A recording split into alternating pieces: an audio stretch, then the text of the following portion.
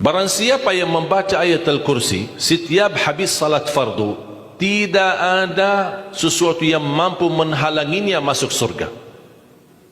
Ayat Al-Kursi ini satu ayat menjaminkan kita masuk surga. Itu sangat kemuliaannya buat kita.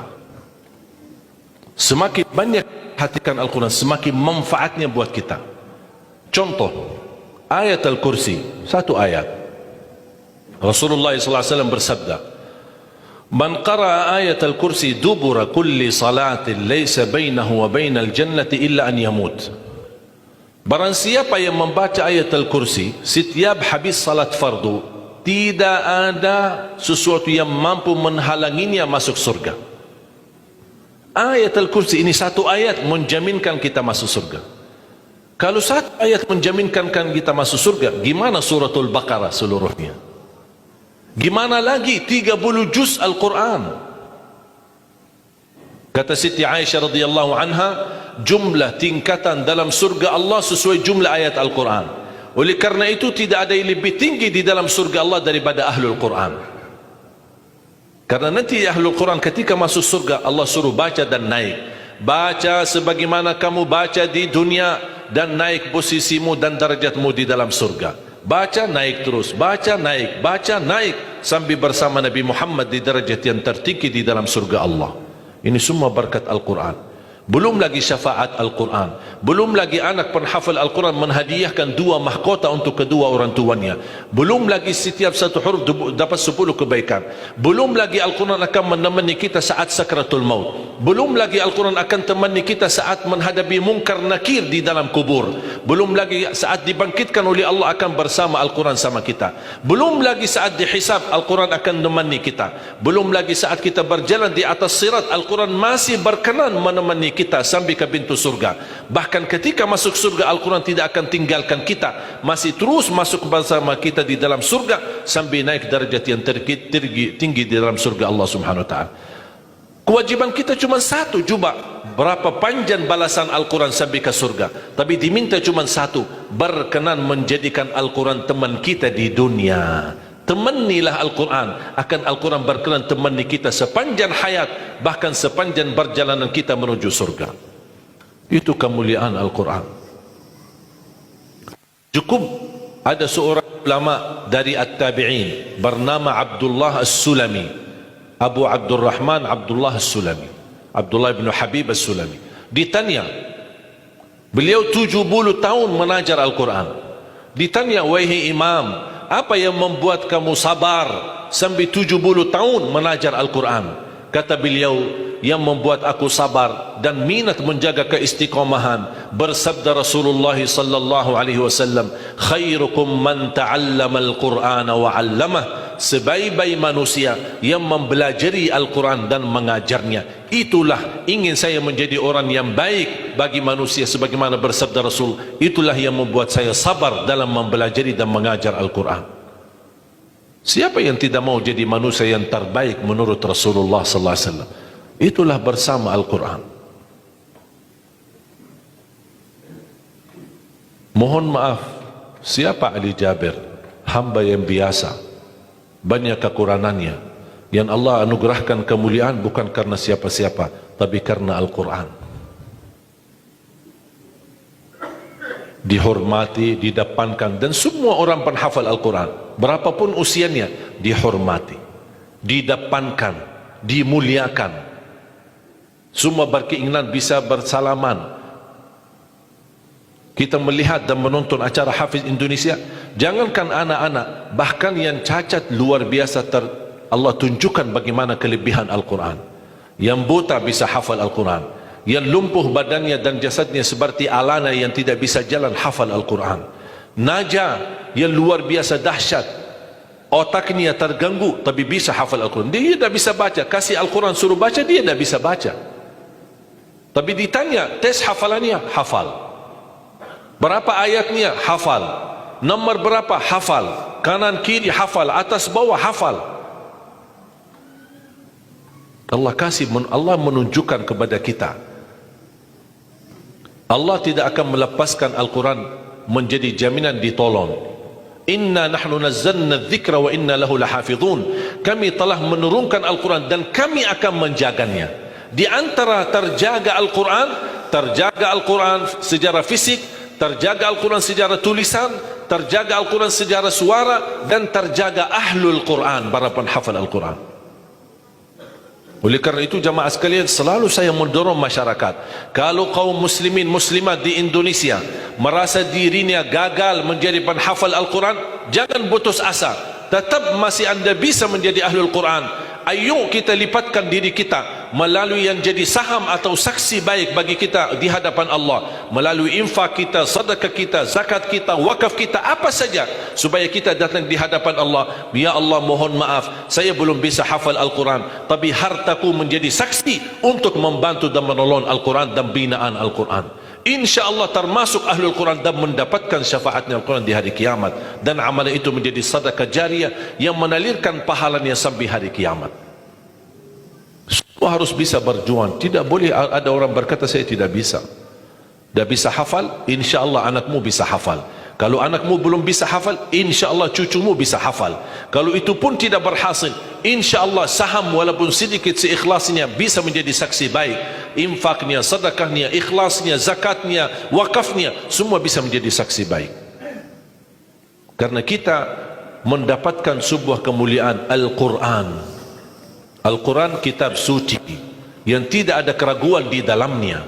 Sayang sekali kita bisa kehabisan berhari-hari tidak baca Al-Quran.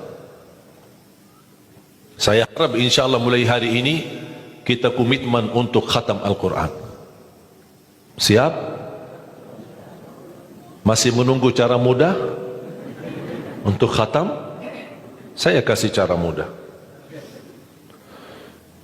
Ini kan Quran seperti Quran Madinah, ya, modelnya seperti ini halamannya. Sekarang sudah banyak di Indonesia seperti Quran Syamil atau Quran ini sudah mulai seperti ini, Quran Madinah, ya. Maksudnya model cetakannya dicetak seperti ini, mulai dari ayat, kalau di akhir halaman ditutupi dengan ayat. Dulu Quran lama, setiap halaman kita buka kadang-kadang ada separuh ayat di halaman kanan, sisanya di halaman kiri. Sekarang Quran Madinah tidak boleh begitu. Termasuk sudah mulai di Indonesia yang sudah disahkan oleh Kementerian Agama, disesuaikan seperti Quran Madinah. Jadi halamannya atas mulai dari ayat, kalau di akhir halaman ditutupi ayat, tidak disambungkan ke halaman berikutnya, supaya teratur. Di antara mereka susun setiap satu juz 20 halaman, dihitung seperti itu supaya rapi. Apa tujuan? Sebenarnya saya mengambil kesimpulan dari hikmah itu. Kenapa setiap juz 20 halaman? Ternyata saya bisa bentuk cara mudah mengkhatam Al-Quran. Setiap waktu salat baca 4 halaman, 4 kali 5 waktu 20, sudah khatam 1 juz. Jadi kalau khatam tidak harus sekaligus. Jangan habis ceramah anda posisi iman yang mulai naik, semangatnya luar biasa, pulang ke rumah baca Al-Quran 1 juz, besoknya masih semangat baca 2 juz, 3 juz dan seterusnya. Begitu menurun semangat tidak baca 1 tahun. Tidak boleh terlalu semangat, tetap semangat tapi diatur semangatnya. Standar 1 juz, tidak usah berlebih-lebihan. Jaga 1 juz, sedikit demi sedikit, istiqamah lebih baik daripada banyak tapi terputus. Dan itu bersabda Rasulullah SAW, khairul amali adwamahu wa inqal, sebaik-baik amal sedikit tetapi istiqamah daripada banyak tapi terputus. Makanya setiap waktu salat baca 4 halaman, 4 kali 5 sudah 20. Kira-kira cocok? Hah? Siap bu? Mau fikir dulu ya? Kira-kira mau nggak lebih mudah lagi? Masih mau lebih mudah lagi ya? InsyaAllah masih ada, jangan khawatir, masih ada. Sebelum salat baca 2 halaman, habis salat baca lagi 2 halaman. Gimana kira-kira cocok? 2 halaman sebelum salat. Kalau 4 halaman sekaligus terlalu berat, tak apa-apa, bagi 2 halaman sebelum salat, 2 halaman sesudah salat. Jadi berapa? 4. dikali 5 waktu berapa jadi? 20. Sudah khatam 1 juz. Kira-kira siap? 2 halaman. 1 kertas.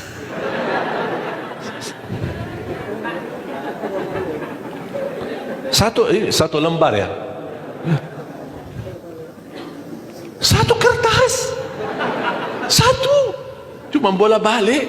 Masa keberatan? Cuma 1.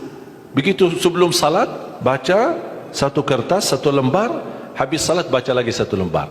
Mohon maaf, lagi semangat.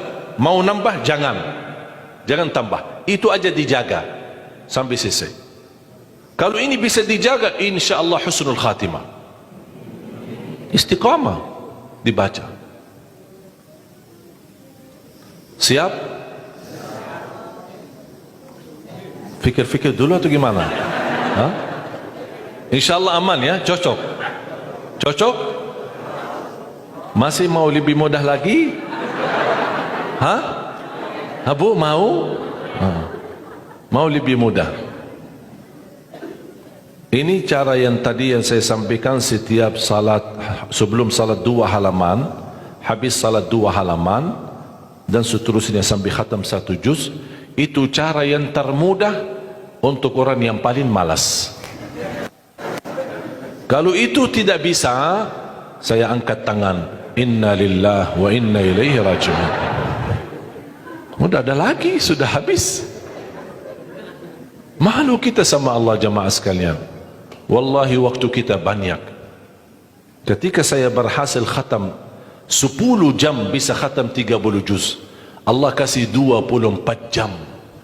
Masa kita tidak bisa 1 juz? Saya tidak minta 30 juz dalam 10 jam. Saya minta 1 juz dalam 24 jam. Dan saya nasihati, kalau ketika anda baca, jangan suka lihat halaman belakang. Itu yang membuat banyak berat. Misal baca Al-Baqarah, sambil dia baca A'udzubillahi minasyaitonirrajim, Bismillahirrahmanirrahim, Alif Lam Mim, Dzalikal kitabu la raiba fihi, hudan lil muttaqin, alladzina yu'minuna. Banyak. Sadaqallahul azim. Tidak jadi lanjut karena dia fikirannya sudah berubah. Dia tidak melanjutkan apa yang dia baca, tapi dia sudah membuka jumlah halaman begitu terlalu banyak. Aduh ya Allah, bukan saya tidak mau, masalah tidak ada waktu. Alasannya tidak ada waktu. Padahal kalau dia lanjut, ada kesibukan, tidak apa-apa, berhenti. Berhasil 2 halaman, berhenti. Ada urusan aktivitas, ada tamu di rumah, tidak apa-apa, layani sebentar, habis pulang lanjut lagi. Walaupun 1 halaman, walaupun separuh halaman, tidak apa-apa. Tunjukkan yang terbaik, walaupun itulah kemampuanmu. Tunjukkan, ya Allah mohon maaf, kemampuan saya cuma separuh halaman, tidak apa-apa. Allah senang apapun yang kita kasih, Allah senang asal istiqamah. Allah suka. Allah tidak minta yang banyak, Allah minta yang terbaik.